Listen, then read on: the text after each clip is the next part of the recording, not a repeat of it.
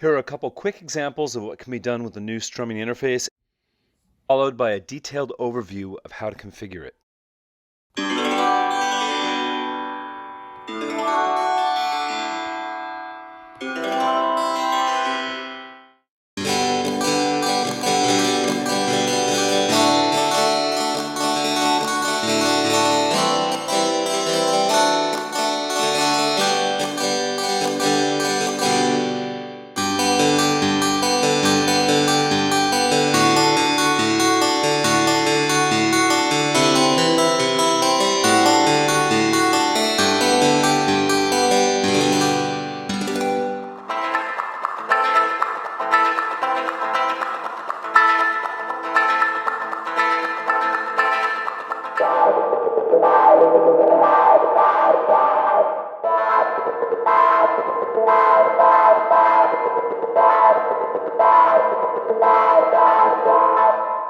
So let's take a look at the new Strumming Interface. There is a set list in the set list called Strumming that has a number of example strumming presets. I happen to be using the one right now called Basic Strumming. And this particular preset is set up so that the strumming control or strumming surface is on the right-hand side and your stack of chords is on the left-hand side, but you can do any arrangement that you want. We'll take a look at that when we look at the inspector in detail. I'm just going to go ahead and strum this one. This one is set up so that if you strum close to the right edge, you're strumming close to the bridge, and close to the left edge, you're muting it a little bit. So there is a property called Strum that allows you to put any of the 170 controls in the system on the X direction of strumming. Here are some basic things. The speed that you strum at, that's quiet, and that's loud. So that sets the velocity of the notes that are being played. You can finger pick.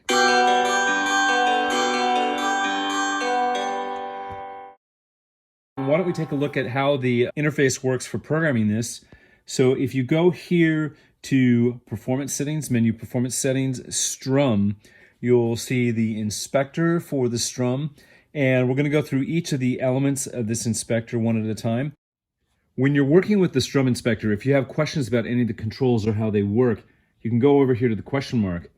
This brings up the performance settings, and if you go about 3/4 of the way down, you'll find there's a section here on strum. So first off, enable is what enables the Strum user interface, the strum to work. Down here we have this special control that allows you to locate. You can do a long press on this and you can put the location of the strum. So in this case, I moved it over to the left side, and I'm going to go ahead and move it back over, long press, move it back to the other side. Same with chords. You can move the chords around. You can have them be over here if you want to. You can have them be right there if you want to. I find that I prefer to have my strumming surface on the right-hand side and my chords on the left-hand side, so I'll go ahead and set it up to be that way.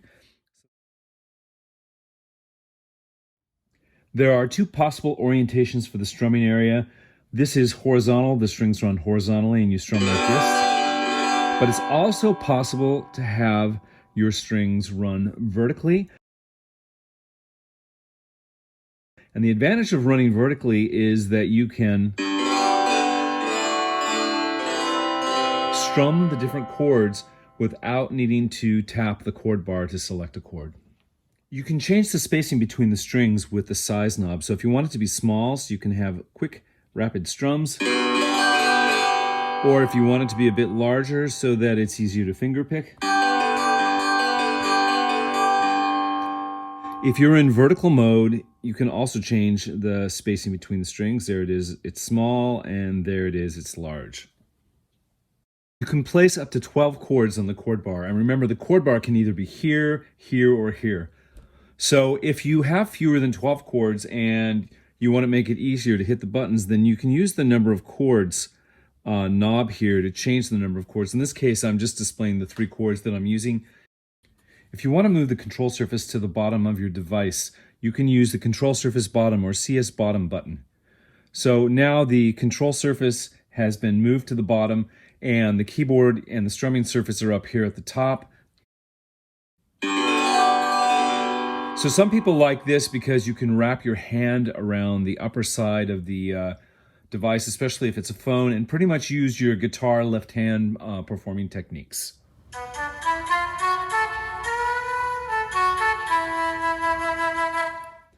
The velocity of the notes in your strum is determined by how quickly you strum the strings. So if you strum slowly, the strum is quiet. And if you strum quickly, the strum is loud. So you might want to change the response curve for that velocity for strumming. If you make it exponential like this, then that accentuates the difference between quiet and loud. And if you make it logarithmic like this, it flattens out the difference between quiet and loud.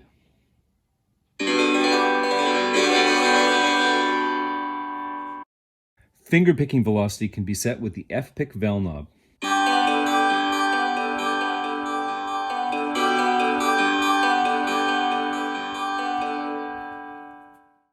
The finger picking velocity can be placed on the control surface as a slider. Strum finger pick velocity. I'm going to make it a slider, and I'm even going to assign it to a MIDI expression foot controller.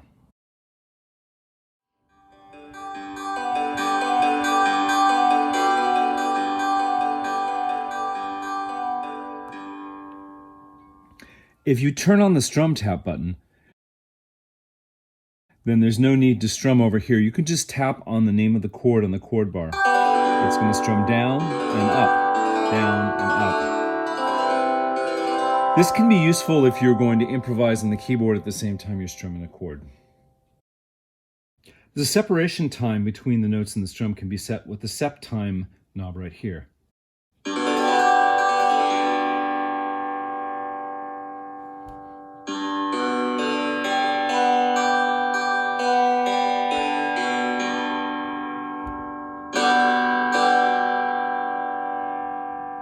The velocity of the Strum Tap chord can be set with the Strum Tap Velocity knob.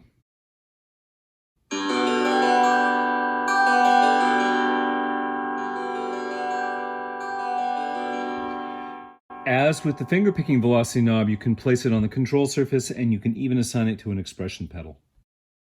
If you're using strum tapping with MIDI-Out, it's necessary to send a note off at some point in time after the note on in the strum is sent. You can use the off time knob to change the amount of time between when a note is played in the strum and when a note off is sent.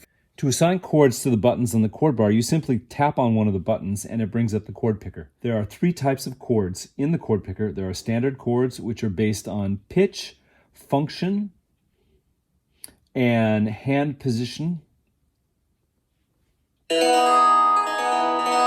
There are roughly 10,000 standard chords built into GeoShred.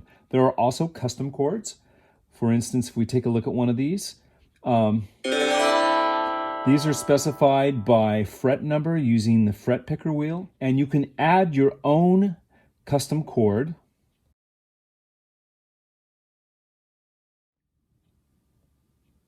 using the fret picker wheel.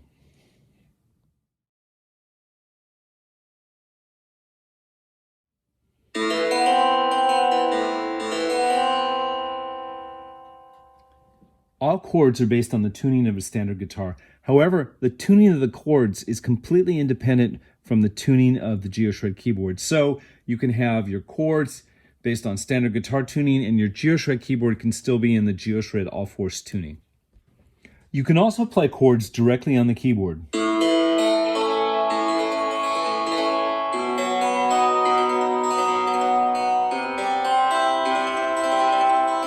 But you notice I can't strum the open strings, so we have a button here called Open String, which allows me to strum the open strings.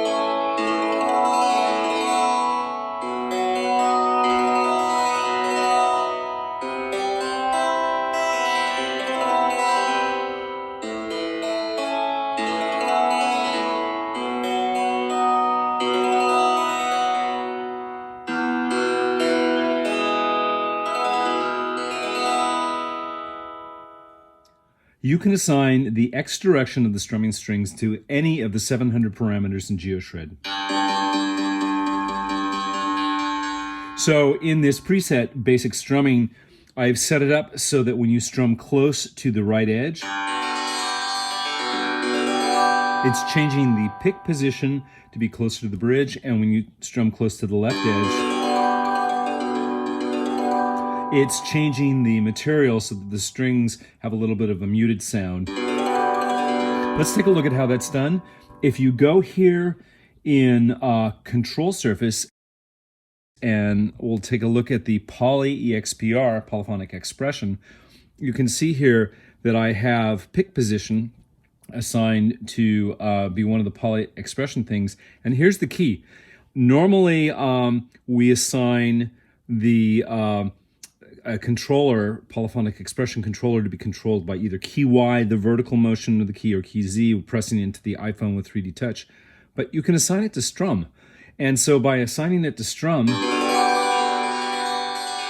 you're able to control that particular property. Now you can see here that this is the pick position, and I've actually defined it so that it has particular values. I've defined it with a curve, has particular values close to the right edge, and then for the most part, it just has the normal value. I did the same thing for material. You see I've got strum right here, and if I take a look at the curve, over in this region, it's not really doing anything, but as I get over here, it lowers the material value, which makes it a little bit more muted. This also works when the strumming area is oriented vertically. As you see, I have my 3 chords here, and if I strum near the bottom, it's closer to the bridge, and near the top, it's a little bit muted.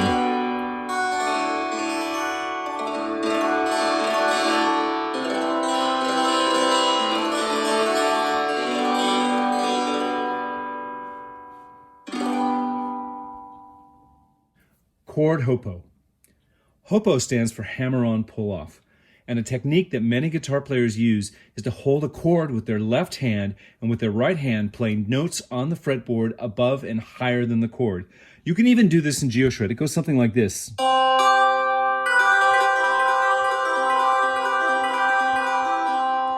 But what if you didn't have to hold that chord with your left hand? In GeoShred, you can do that. So if we go here to strum, we've got a button called Chord HOPO, magic button. And now what I can do is I can tap my chord here and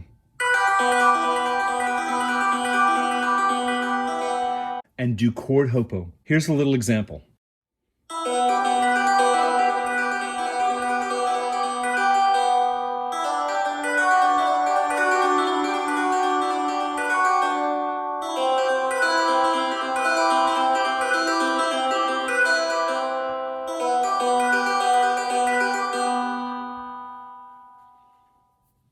Strumming and fingerpicking also work when GeoShred is operating as an AUV3 plugin. Here's a quick example of recording GeoShred with some strumming and fingerpicking to GarageBand and then playing it back.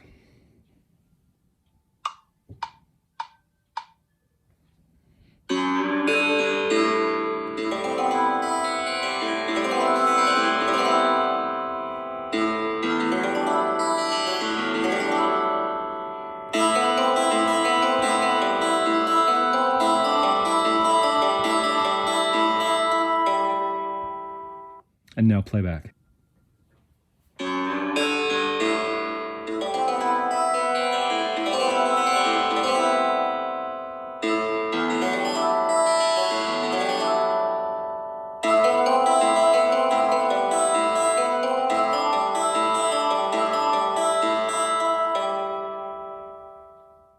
Strumming and fingerpicking can be used to control external synthesizers through MIDI. Here is an example of GeoShred controlling the piano on the Roland sound canvas. I modified the MIDI-Out preset that we use to control the sound canvas to have a strumming surface so that I can strum and fingerpick. And let's just give it a quick try here.